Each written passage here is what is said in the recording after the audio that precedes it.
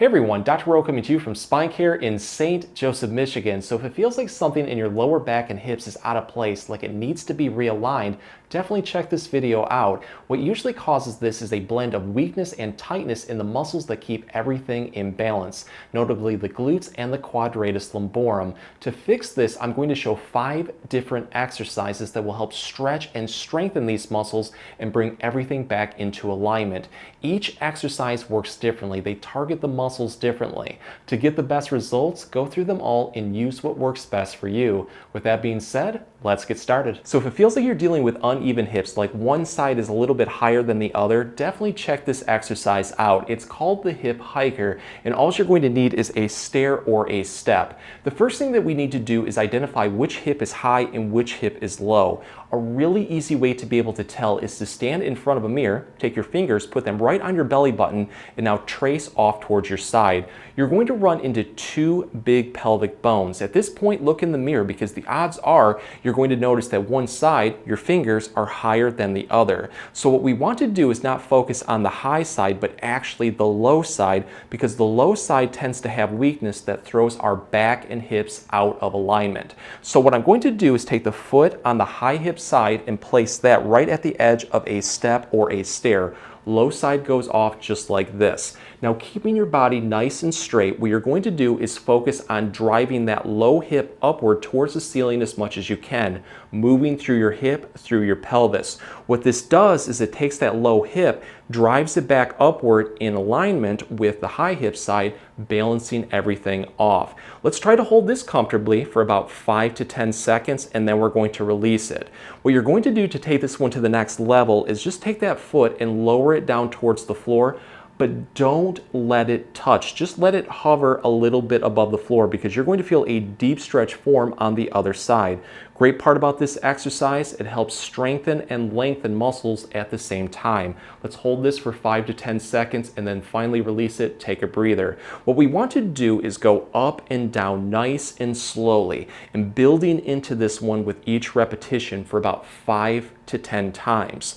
Afterwards, see how you feel. If it feels like you have a little bit more energy, challenge yourself by throwing in another set or 2. So this is one of my favorite ways to get a really deep stretch into the lower back and the hips to get everything back into alignment. This is called the frog rocker. We're going to start on all 4s on a floor. The first thing that we want to do is take our knees and swing them outward as much as we can until they're wider than our hips. At this point, you should feel a really good stretch forming on the inner part of your thighs that works towards the groin into the hips. And to make it a little bit easier, I like to put my feet together also.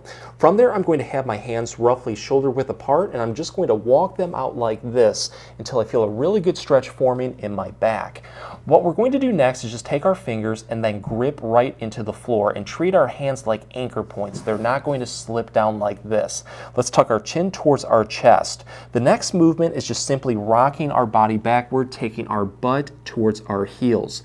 The more that you go further back like this, I should say, the more that you're going to feel a deep, intense stretch form in your back that works downward towards your hips. Really focus on feeling it around the glutes into the buttocks. Once you do, hold this comfortably for about 20 to 30 seconds, and during that time period, just do nice, slow, controlled breathing. Let out as much tension as you can. You can relax by just rocking forward, but I would try to do this about 3 to 5 times with each repetition, trying to build into it just a little bit more. To take this one to the next level, lift one hand up and reach towards the other side as much as you can, and then repeat. You're going to notice it opens up the back just a little bit more. So give that a try towards the right and then also towards the left. If you notice any of those positions offer more relief, at that point, throw more repetitions in. So one of the quickest and easiest ways to release tight muscles that might be throwing our back and hips out of alignment is by doing what is called the ballerina. For this one to get the best results, we want to focus on the high hip side. If you don't know which side is high or low, go back to the first exercise in this video. I go over how to identify it. So let's say that our right hip is high. Whatever side is highest, you're going to take that side's foot and leg and place it over the other side just like this.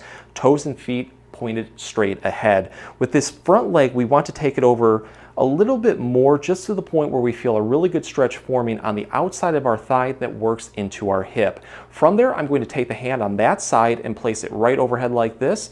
The other hand goes on our hip to stabilize it. So this is why we call it the ballerina. What we want to do from here is just lean away as much as we can while pressing our hips towards that high hip side. As you do this, you're going to feel a deep stretch form across your rib cage that works into your lower back, into the hip. Once you feel that, hold this comfortably for about 20 to 30 seconds, release it, and then repeat this 3 to 5 times. And with each repetition, try to build into it just a little bit more. To take this one to the next level and focus on more muscles to hopefully get better results, this is what we can do. Let's put our arms out in front of us just like this, kind of like a genie position, and now slowly turn through your waist and rotate towards the other side until you feel a really good stretch forming in your lower back that works towards your hip. Once you feel that, you're going to hold this and then tilt downward, lowering your elbows towards the floor. This will quickly intensify that stretch. And again, you're going to feel the muscles get hit just a little bit differently.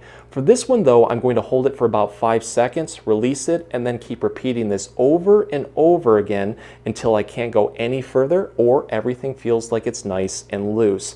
To get the best results though, always start with the high hip side, build into that as much as you can, but you're more than welcome to switch legs and throw a couple repetitions in just to help keep everything nice and loose. So if you're looking for an all-in-one exercise that's going to target all the main muscles that help keep our back and hips in alignment, it's definitely this one. This is called the butt walk. We're going to start seated on a floor and just have your legs right out in front of you, roughly about hip width apart. What you want to do next is take your hands, put them together in a prayer position, and then press them into your chest. It'll help keep the back nice and straight during this exercise. So this movement might seem complicated at first, but once you get the hang of it, it's pretty easy to do.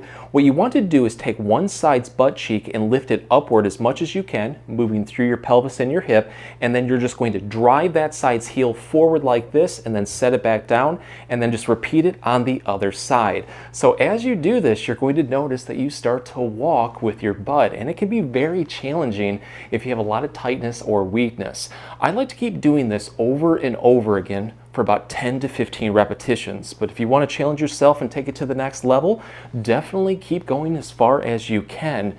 But if you really want to take this one to the next level, what you can do is go about 10 to 15 butt walk steps forward, stop, and then go in reverse. You're going to notice it hits the muscles a little bit differently. So give that a try in both directions. If you find that one is a little bit more challenging, at that point, treat it like your weak link and keep throwing repetitions in until it feels like everything is nice and loose, or you got a really good workout. This is called the bird dog hydrant, and it's going to help strengthen the main muscles that keep our back and hips in alignment.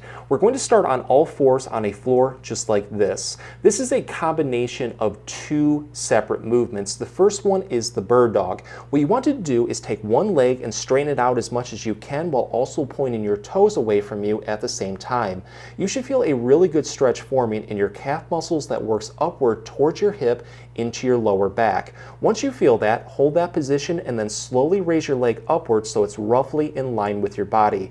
You're going to feel a ton of muscles start to fire in the core, lower back, around the hip, into the leg. Let's hold this comfortably for about 3 to 5 seconds and then release it by just bending our knee roughly at 90 degrees. But don't let your knee touch the floor. Let it hover, and then what you're going to do next is build into the hydrant. So what I'm going to do is swing this knee upward towards the ceiling as much as I can while moving through my hip and then rotating my whole body upward to look upward towards the ceiling. So now you know why we call this one the hydrant. But just focus on lifting that knee upward as much as you can, and you should feel a deep activation across the buttocks into your lower back. 3 to 5 second hold, we're going to release it, and then we're going to repeat this on the other side. But do this nice and slowly for about 10 repetitions on both sides. And with each repetition, try to build into it a little bit more. If it feels like you have a little bit more energy, challenge yourself by throwing in another set or 2. If the exercises help, please support the channel by giving this video a like and maybe subscribing too. If you have any comments or questions, please leave them below. I'll get back to you as soon as I can. Thanks for watching.